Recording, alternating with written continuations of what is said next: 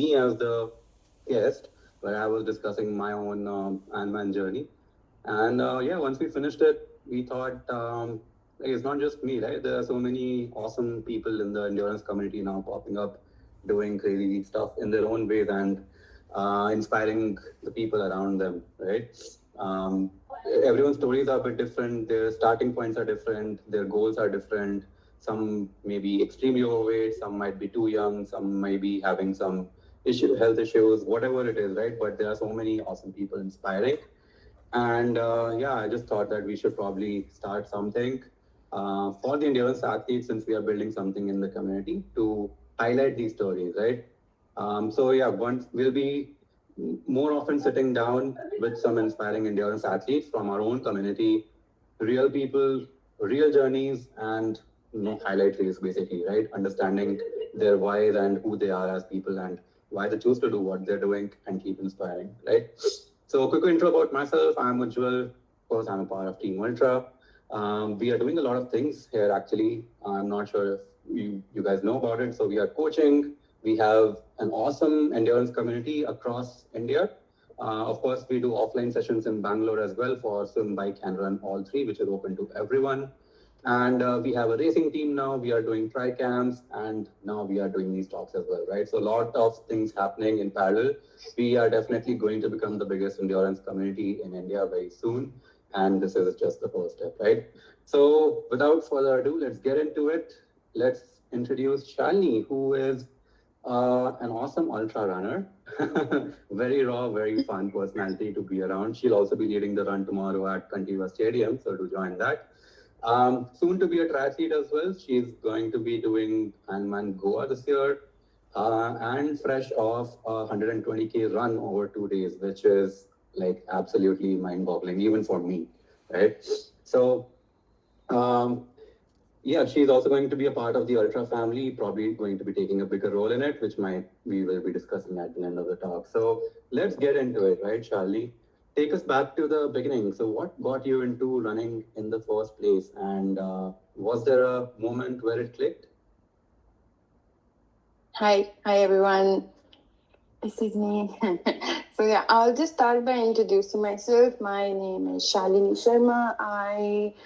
I work as a tech lead at Accenture, and I've been doing endurance sports for the last 2 years. I got into it from trying to cycle here and there around the city, and I just liked pumping up the numbers. Whenever I would go out cycling, I would be like, okay, I did 50. Okay, now I want to do 70. Now I want to do 100-kilometer ride. Now I want to do this.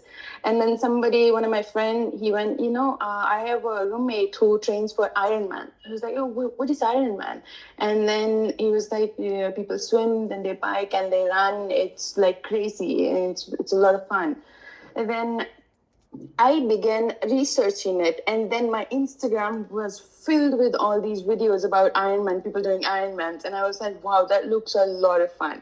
And then last year, April, not in April, but in March, I heard about TCS 10K. Then I thought, if I'm ever gonna start running, this is the perfect opportunity. I'll just sign up and I'll just start training for it. So I signed up for TCS 10K. That's how I started running last year. And I did TCSK. After I completed the first run, right, I felt so good. I was like, oh shit, I didn't know running was this good. Like, it felt this good. I came home. I signed up for my marathon, first ever marathon. I chose 10 kilometers and I was like, well, fine, now I'm going to do a marathon. And that was Vipra Marathon. But I did know that, you can't jump that distance. So I had a full plan for myself that September, I'm going to do a marathon. But before I do that, I need to put my body through like a bigger distance, like lesser than a marathon, but bigger than 10K. So I mapped out a plan. I figured out all the half marathons that were happening before September. So I signed up for at least 3 half marathons that were completely different. They weren't same. One was on a mountain, one was on a little bit of rolling course, and one was like pretty easy. So that I go through all kinds of terrain in order to get to the eventual marathon, which I did. And It was great. Like, but somewhere, I felt like, I'm still not, I want to hit that point where I'm like, it's tough. It's tough because even the marathon felt a little easy. Granted, I'm a very slow runner, and I just started last year. I run extremely slow, so probably that's the reason the marathon felt easier to me, because I was like out there running for 5 hours, right? So then I saw that intentionality, the run was happening, and they were doing additional 50-kilometer race. That was in December, and I signed up for that as well. I went there, I ran. I still didn't feel like I hit that point, where I'm like, okay, this is a little bit difficult for me. Even that felt easier.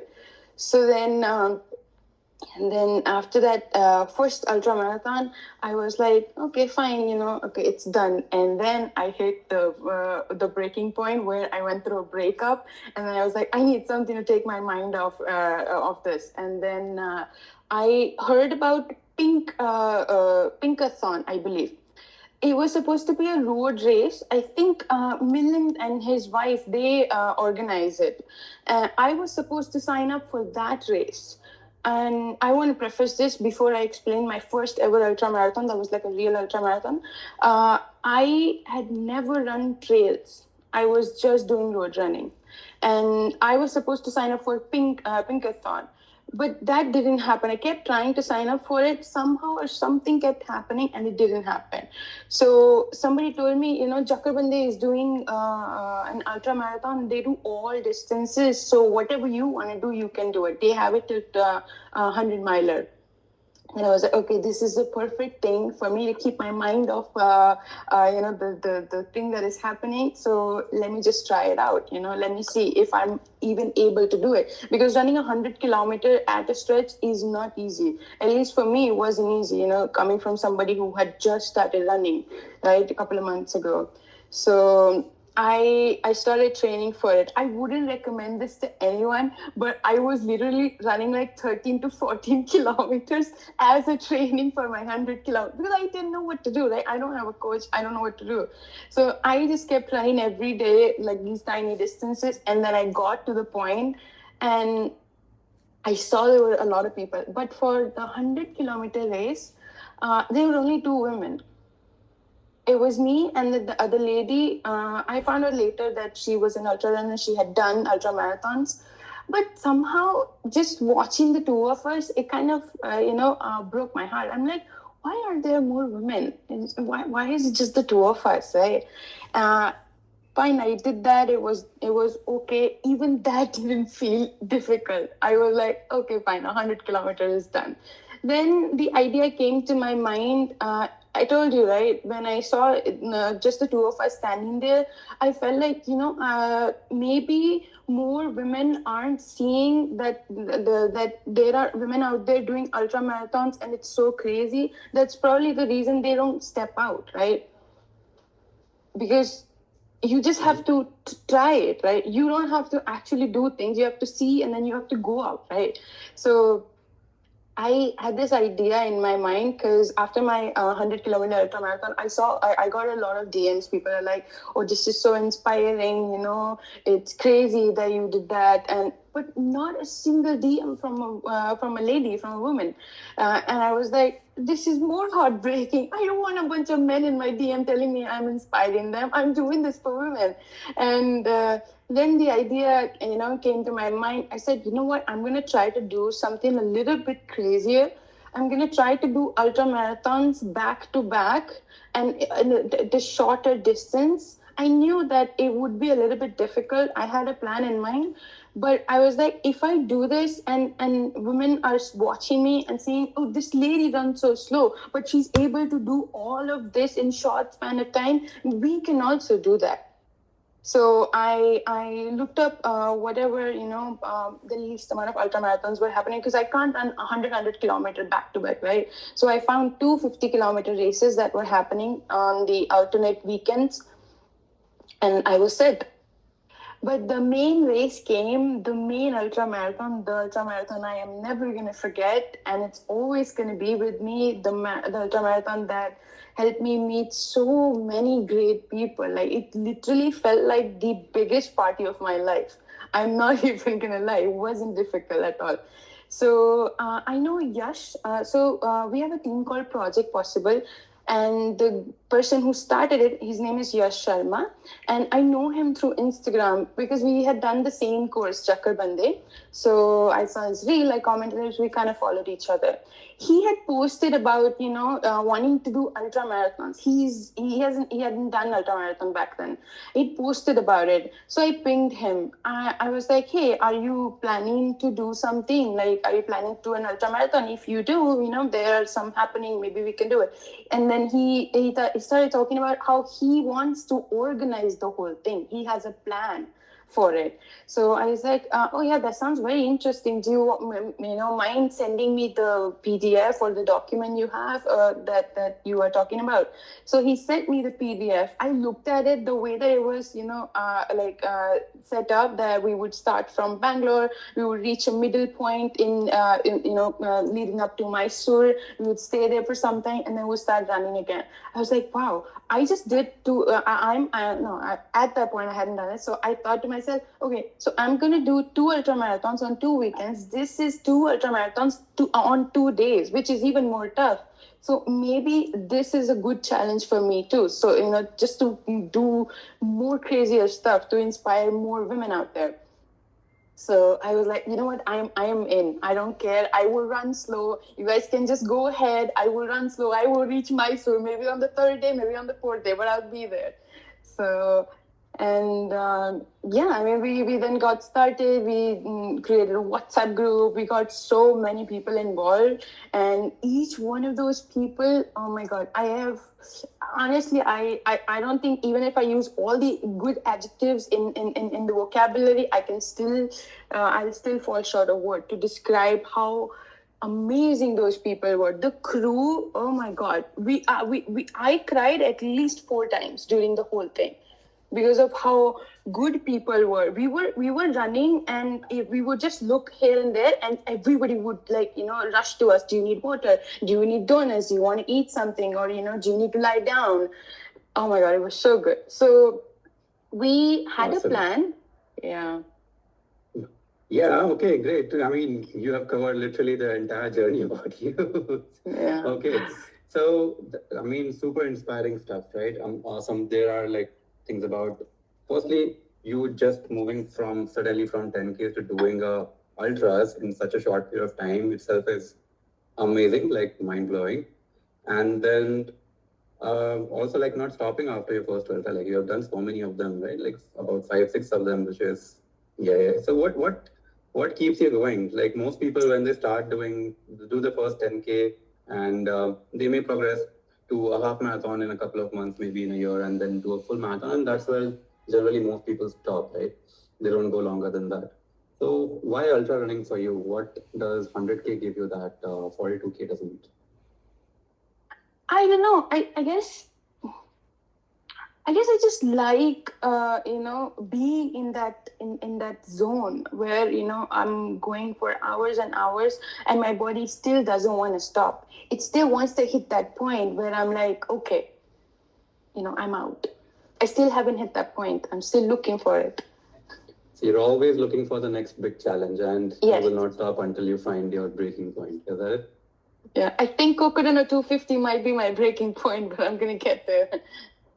How do you develop this mindset? Because not not a lot of people I know are willing to get to that point where it's about your own personal journey and your own personal limits that you're trying to find, right? Like nowadays, it's become more like doing something which gives them the social validation much more, right? Like finishing the big races, getting good times, like something that people can highlight.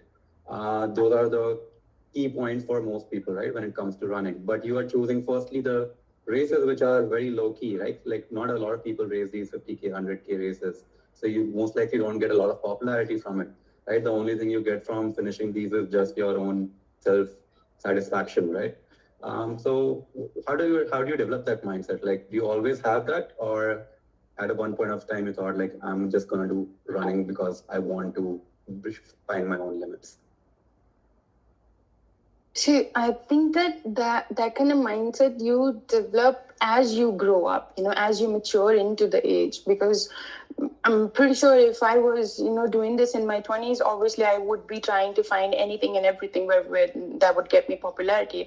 But I am at an age I do not care about, what race gets me, no, a couple of Instagram followers or like get me more popular. I want to do these things for myself so that I can be proud of myself, because I can do 1,000 things to impress other people, but it will never be enough. But at the end of the day, if I'm not happy with myself, it doesn't matter however many people like me.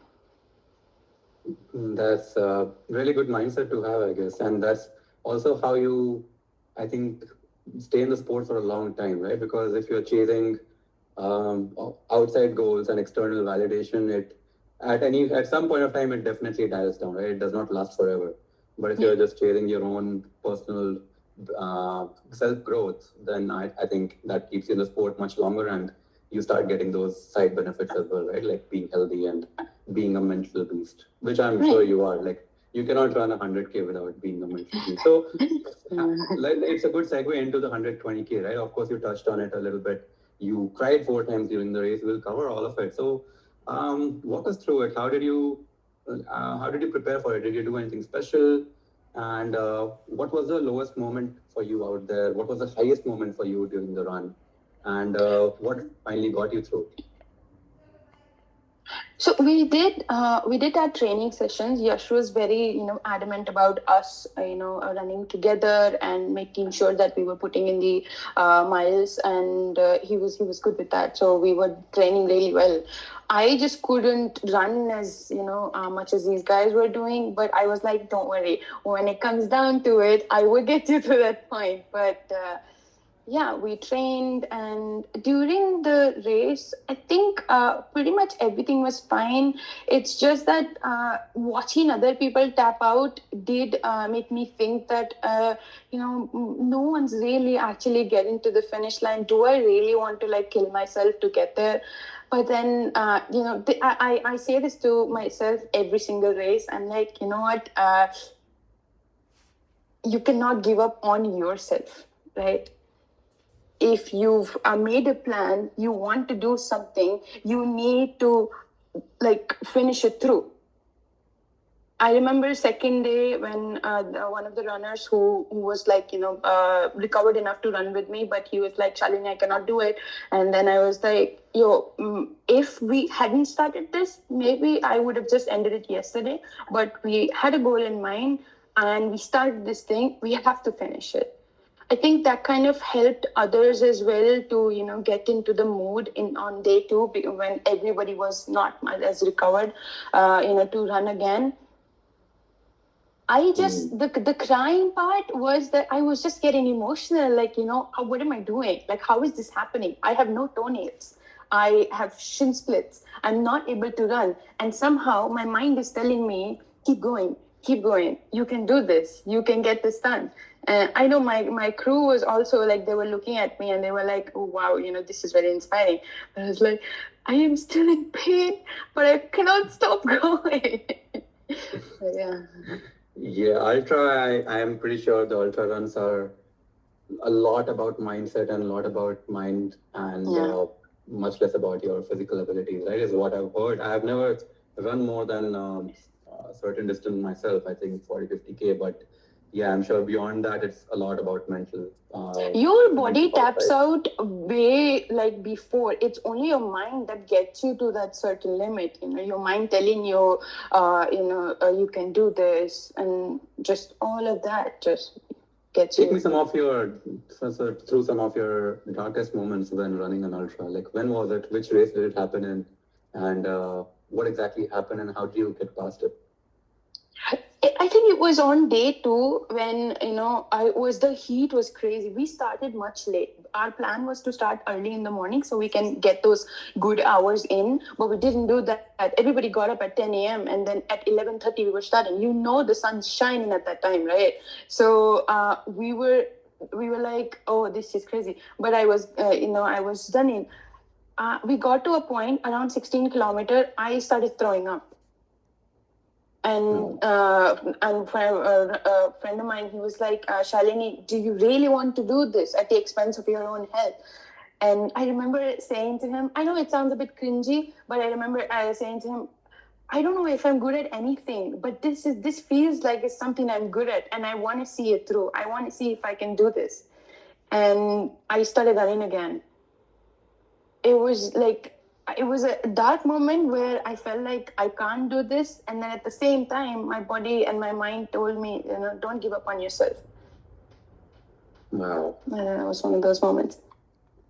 That's really impressive. I think getting through those tough moments is what I think the spirit of road doing ultra is all about, right?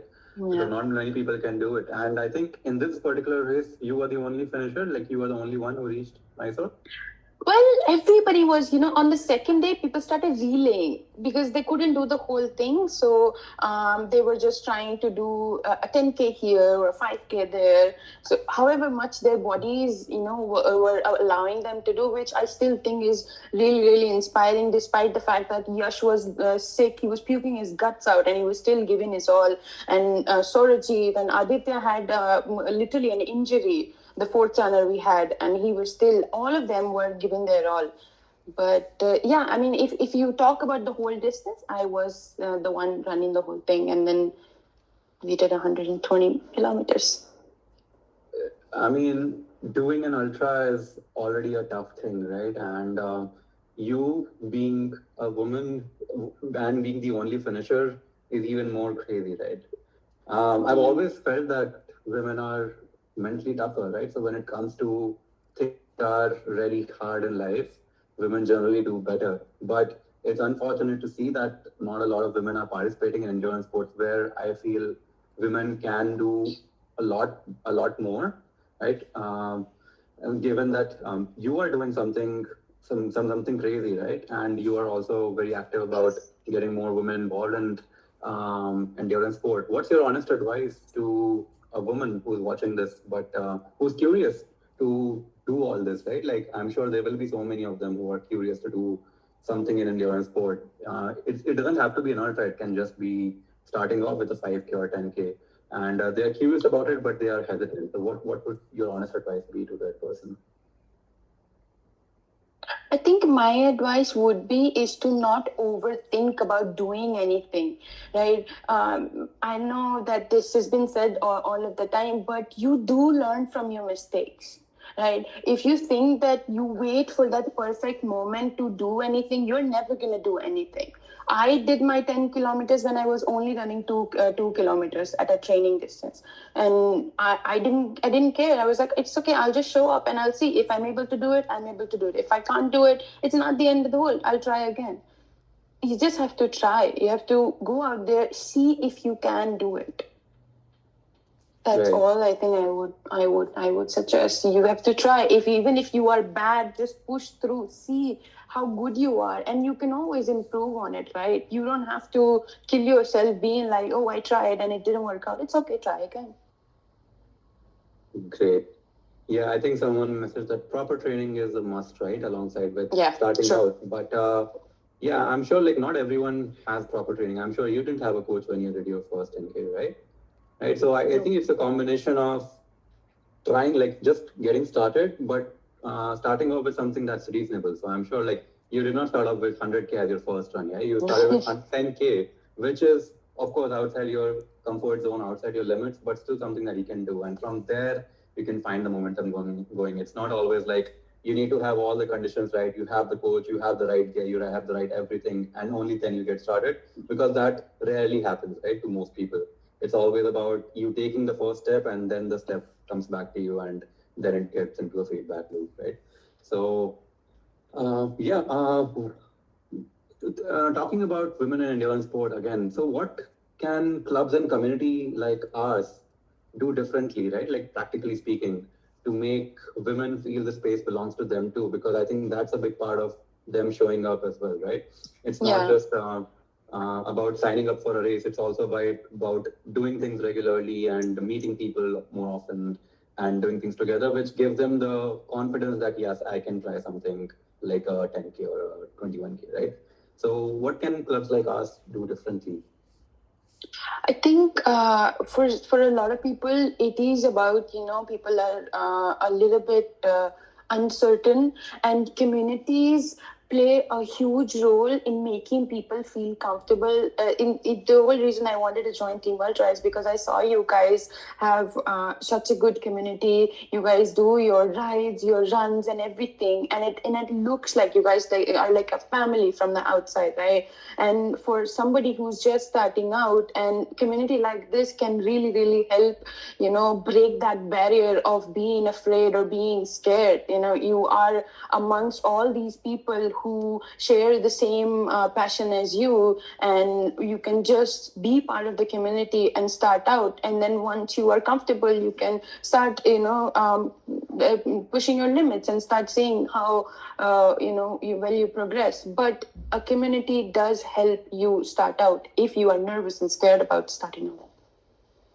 Yes, I'm sure a lot of people will take inspiration from your words. And now that this is something that we're really excited about, right? You are going to be a part of our ultra community, sometimes leading a few of our sessions as well, right? So tell us, what's your vision for the community? Like, what do you, how do you see it happening? Like, it becoming a more inclusive place, and what should the members expect from you? Like, what are you going to be doing with the community? That's a lot of pressure. For me, I just want to, first of all, I want to be part of the community because I liked it so much. I know all the videos I've been watching of Team Ultra on Instagram. I was like, you know what, I want to join these guys some days. And I think my vision would be to get more, I keep saying this, but get more women involved and making sure that we have the same representation, and, have more of community things that, we do our own race day, we do our own, I don't know, road trip where we are, a bunch of people are running, a bunch of people are crewing, or like, I don't know, like fun things. Aside from what we already do, our runs, our rides, and swim. So yeah, I guess you heard it from the girl lady herself that we'll be doing more fun things going forward. Yeah, so a lot more of swim, bike, run. Of course, you are the right role model for this as well. You'll be leading a lot of our sessions, the swim, bike, run ones. And yeah, of course, if you are the role model, I'm sure a lot more women will feel comfortable joining in. And generally speaking, where women show up, guys show up too. So I think it's going to be fun. So yeah. Awesome. So one last question, and then we can take some from the people here, right? So you're going to be stepping into the triathlon world soon. You're already prepping for your next one. So what is scarier for you, the 1.9K swim in Goa or the another 120K? Definitely the 1.9K swim in Goa. I can literally do a 100 miler or even a 200 miler any day, but that swim is so scary. I want to be stung by a jellyfish. Different perspectives of different athletes. I think it's always about like you finding your comfort zone and then you breaking it, right? Like for if I have to do 120K, I would any day choose to swim even 10K over that itself. But it's always about doing something that makes you uncomfortable. So really, really inspiring stuff. And of course, all the best for you to for Ironman Goa. We'll of course be meeting much more often now that I'm also going to be there in Goa. But really, really thanks, Shali, for doing this and for sharing your story. I'm sure you're not going to stop here. This is just your year two of doing all this crazy stuff.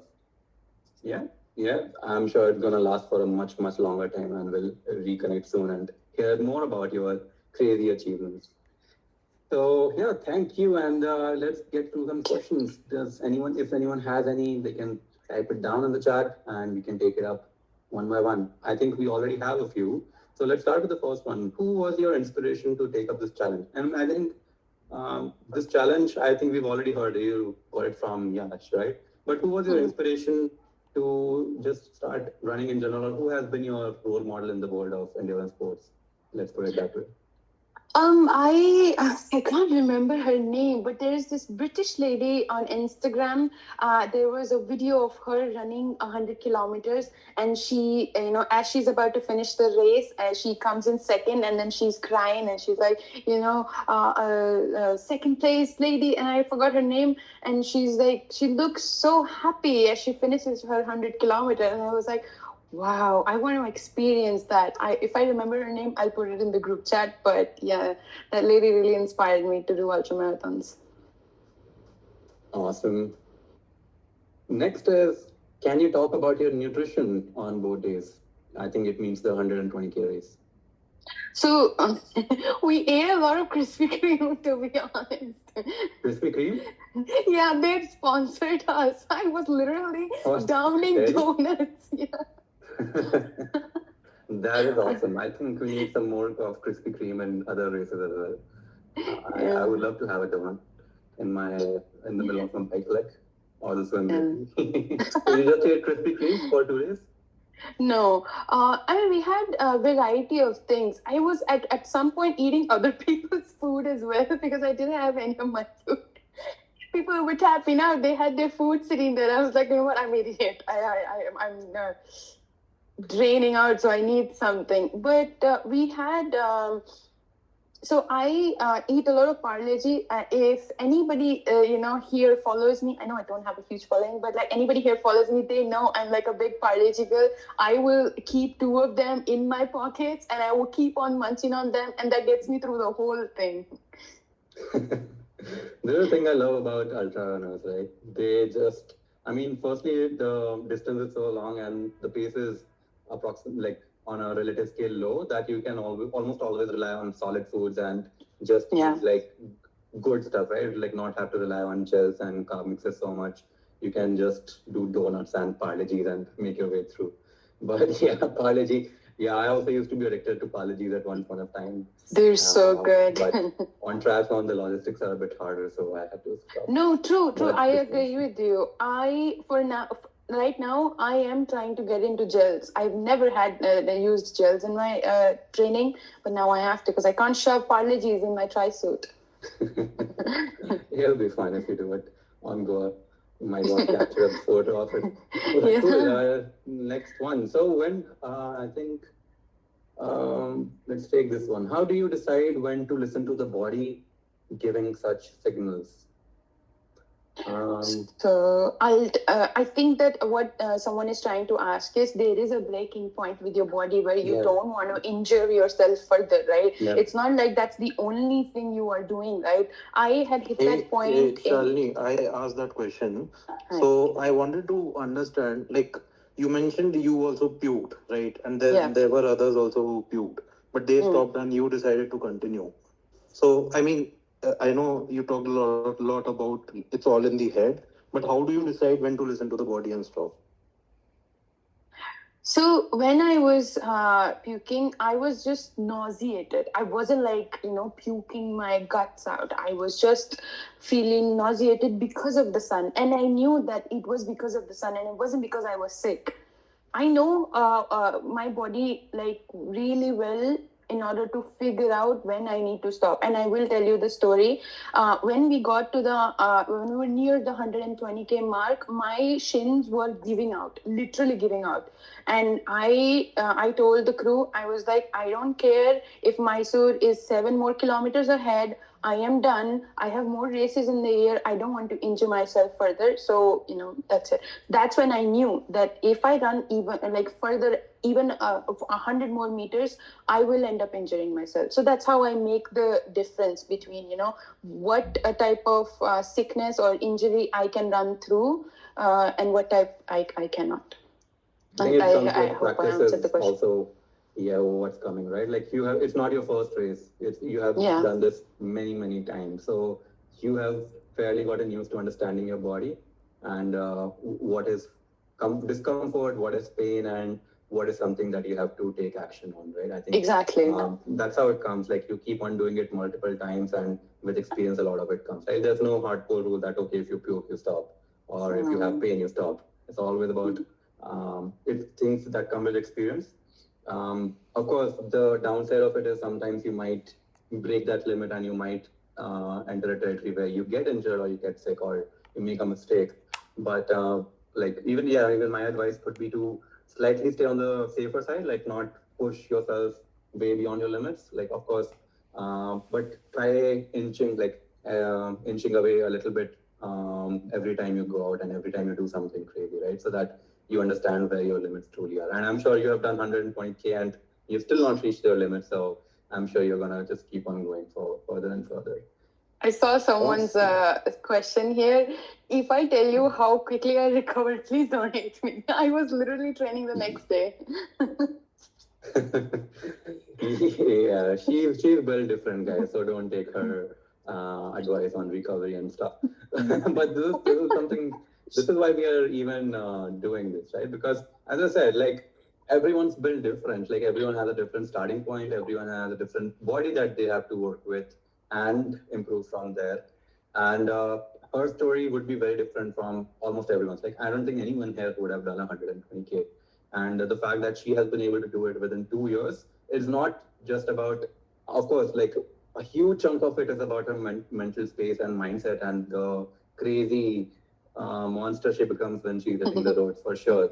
But then there's also a part which is her starting point was fairly different from everyone else's, right?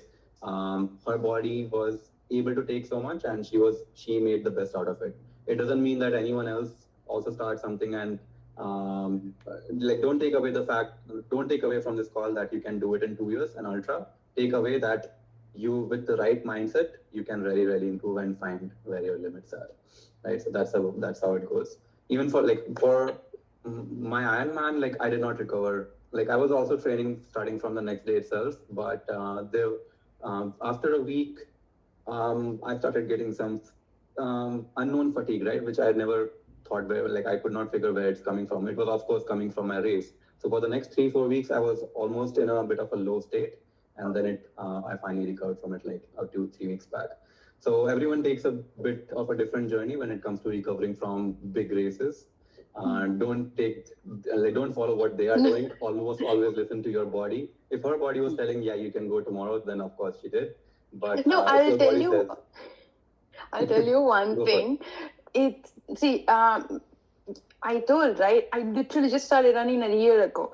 I do not run that fast. So my body is literally recovering as I am in that zone, right? So that's probably the reason I am able to recover as fast as I do. I am pretty sure as I am progressing in my running journey, when I start running a little bit faster and my heart is in that, harder zone, like I'm pretty sure people like Ujjwal, they do these things at a much faster pace, right? So it makes complete sense for these guys to have that long of a recovery because it is a lot of effort and it's fast paced. For me, it's very slow. So my body is probably recovered before the event even ends. Did you even do something? I didn't get to know. So yeah. No, I mean, of course, slow is definitely better. But it's still like running 120K is at whatever pace, even if you walk it, it's still gonna be a lot of pounding for most people, right? So yeah, I'm sure like you are quite fit in that way. Any other questions around? If there are a few, would love to take them. Oh, hi Preetam. Thank you so much. You're always so sweet. Thank Shalini you, everyone. Goggins. I like that name. we'll keep that. Oh yeah. I appreciate it so much. Teju. Okay, now it's all about fanboying Shalini. So we'll wait for a few more, and I think if there are no more questions, then we'll be closing it. So yeah, thank you so much, Shalini, for doing it. And of course, if anyone's in Bangalore, we are running tomorrow at Kantiva Stadium. Yeah, at 7 a.m. That's correct. Yeah, so tomorrow 7 a.m. at Kantiva Stadium, we are doing a run, and then we are swimming at 9 a.m. at the BCU pool. Of course, all the information is in the WhatsApp groups as well. I hope you're a part of it. So yeah, do meet your female Lady Goggins in person tomorrow at Contiva. And yeah, we'll keep on doing many more of these soon with amazing personalities. So stay tuned. Thank you all for joining in, and see you next time. Thank you so much. Hi everyone. Thank you for joining. Bye.